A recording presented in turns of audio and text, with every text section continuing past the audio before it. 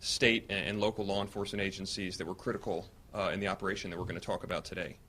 Earlier today, federal, state, and local authorities arrested 18 individuals, which went along with 10 individuals already in custody who are charged by federal grand jury indictment with conspiring to distribute methamphetamine, heroin, and cocaine from a distribution point here in Austin in a mechanic shop. Those drugs found their way not only throughout Texas, but throughout numerous other states, including Oklahoma, Georgia, Minnesota, Arkansas, Tennessee, and Mississippi. As I mentioned, a local mechanic shop, J&J Auto, was the focal point for the distribution network, but this was a distribution network that spanned nationwide. During the course of the investigation, authorities have seized a combined total of approximately 148 pounds of crystal meth, over 213 kilograms of liquid meth, 62 pounds of cocaine, 13 pounds of heroin, and $400,000 in U.S. currency. So this was a massive operation. Upon conviction, many of the defendants are looking at extremely high sentences, potential maximum of life imprisonment for many of them, others decades in prison. Of course, remind the public that they are all presumed innocent until they plead guilty or they're proven guilty. I want to thank all the law enforcement agencies involved in this operation. You can see just from the visual here how many were involved. We got exceptional cooperation, and it really shows what we can accomplish when we all work together. Some of the lead agencies on this were, as you can see, DA and FBI, but also IRS, Texas DPS, Austin PD, Cedar Park PD, and the Hays County Sheriff's Office. But in addition, numerous other state and local agencies assisted in the investigation. And I'll also mention my two prosecutors on the case, lead prosecutor Dan Guess and prosecutor Matt Harding, who have taken the lead in my office. Before I turn it over to Special Agent Glaspie, I just want to say, in the media we see a lot of criticism of law enforcement for all different reasons, whether it's criticism of folks in Washington, criticism of police officers on the ground, and a lot of time this sort of work sort of gets put on the back burner in the media. But this is an example of numerous agencies and investigators coming together to do real good in the community. These drugs are essentially poison that are sold for profit all over the country and really ruin people's lives. And to have this sort of a takedown operation really is a benefit to Texas and to the country, and I'm very proud to stand beside all these men and women. So let me turn it over to Special Agent Glaspie. Thank you, John. Good afternoon. In March of 2017, the Drug Enforcement Administration partnered with the FBI, the Texas Department of Public Safety, the Austin PD, Cedar Park Police Department, Hays County Sheriff's Office, Bastrop County Sheriff's Office, Immigration and Customs Enforcement, IRS Criminal Investigations Division, and the U.S. Attorney's Office to target an international drug trafficking organization with ties to element of the La Familia cartel based in Michoacan, Mexico. This 12-month investigation has been a focused law enforcement effort to identify, to target, and to completely dismantle a very dangerous drug trafficking organization that was operating on the streets here in Austin and in Central Texas. As the investigation began in March of 2017, investigators from DEA, FBI, and Austin PD quickly identified the criminal organization was directed by Luis Villagrana, who had direct contact with Mexican command and control heads for the cartel in Mexico, and that he was utilizing Austin as his base of operations. Agents further learned that the organization was responsible for the distribution of kilogram quantities of heroin, methamphetamine, and cocaine here in the area. Additionally, agents discovered that Villagrana had established drug distribution cells which were scattered throughout the Austin area. The drugs were smuggled into the United States from Mexico, crossing into Texas from Eagle Pass all the way down to Brownsville in the Rio Grande Valley. Then they were shipped directly here to Austin. As the cocaine, methamphetamine, and heroin arrived in Central Texas, some of the drugs were provided to the local distribution cells here for sale on our streets here in Austin and Central Texas. And intelligence and our investigation also revealed, however, that Villagrana was using Austin as a distribution hub. In other words, the drugs would come here, get repackaged, and then shipped to various states throughout the nation and to other parts of Texas. As the investigation has continued over the last year, we utilize various investigative techniques, which has led to the indictment of 43 individuals. This morning, over 300 law enforcement personnel from the various agencies went out to execute arrest warrants and search warrants throughout Central Texas, the Rio Grande Valley, in Houston. Following this morning's enforcement operation, 18 arrests were made today in Austin, McAllen, Brownsville, Leander, Houston, and Hays County. Further, we served 10 federal search warrants on individuals who were already in custody for previous violations. So to date, to include this morning's enforcement operation, a total of 40 arrests have been made during the course of this investigation. Further, as part of the investigation, law enforcement agents in several jurisdictions have seized, as Mr. Bassett said, approximately 148 pounds of crystal methamphetamine, roughly 56 gallons of liquid containing methamphetamine or with methamphetamine in suspension. The lab analysis isn't back on this yet. However, once we get it back, we expect that to find out that that would have produced over 400 pounds of methamphetamine that was sitting at one location here in Central Texas. Additionally, 62 pounds of cocaine, 13 pounds of heroin, and $400,000 has been seized. The roles of the individuals arrested during the course of this investigation range from upper-level cell heads to distributors and transporters, all of who were involved in the smuggling, the transportation, or the distribution of large quantities of meth, heroin, and cocaine from Mexico to here in Austin and Central Texas. I want to thank our law enforcement partners, not just these men and women who are standing up here with me today, but also to those many that were out on the street with us early this morning, keeping Central Texas safe.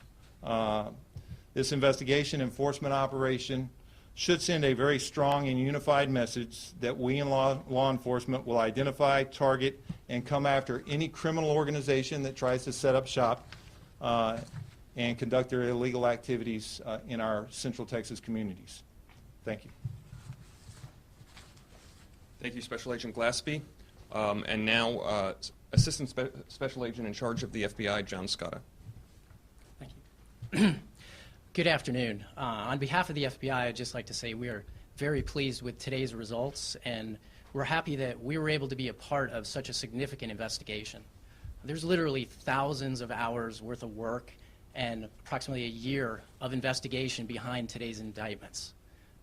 I'd like to thank our local, state, and federal partners for all they did in support of this case and all the hard work that their folks did. I'd like to thank the U.S. Attorney's Office for the aggressive posture that they took with regards to supporting this investigation. Honestly, without that support, we wouldn't be here. Finally, I'd like to thank the DEA for the leadership they provide to the task force that's behind these indictments. Without good leadership supporting that team, a result like this wouldn't have been possible. Thank you. Thank you. And now we'll take a few questions. What's the total street value for all these drugs? I don't think we have the total street value at this time. Millions, absolutely millions of dollars. What about the total number of victims you think this group perpetrated? I mean, dozens, hundreds? I mean, if you look at methamphetamine alone, you've got thousands and hundreds of thousands of dosage units of methamphetamine, probably millions of dosage units. Dosage unit of methamphetamine is going to go from maybe $80 on the street. So this is the most significant operation that we've run in Central Texas in years, if not forever. And again, it's credit. The FBI said it's a credit to the U.S. Attorney's Office for taking on such a big organization and allowing us to bring that in one indictment. But without hesitation, I can tell you that Austin and Central Texas a much safer place today than they were yesterday when these guys were out on the street. So wiping this out is a major dent, Major dent. right? And we were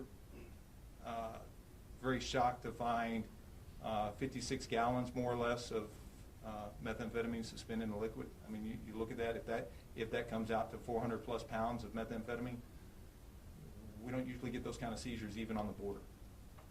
Can you describe what, I don't know, Matt, can you describe what the difference is between the liquid meth versus the crystal meth as far as, is that potency or is that? No, what happens is the organizations, the clandestine laboratories that the criminal organizations have for this, they're located down in Mexico. But some of the organizations, instead of trying to smuggle the crystal meth into the United States, they've come up with a way to smuggle it across in liquid form, relying on the fact that, or the idea that maybe it's not as recognizable to immigration customs officials. So they found a way to get it across the border. They bring it to what we would call a conversion lab, and then they siphon off the liquid from the methamphetamine, let it evaporate, or some way convert it from the liquid form and siphon out the crystal from it. Essentially distilling. Yes, exactly. And is that a relatively new phenomenon that you all are combating, or is that something that Not, the Border I Patrol is aware of? I wouldn't say that it's a new phenomenon. We've seen it for years. We just hadn't seen it to this scale in Central Texas. Did you uncover any fentanyl or counterfeit pills as part of this operation? No, but not that I'm aware of, but we have, or let me phrase it this way. Some of the exhibits haven't come back from the laboratory yet, so we don't have analysis, because some of the things that we're seeing is fentanyl, some of the other drugs being laced with fentanyl. We did seize, I believe, 13 kilograms of heroin in the case.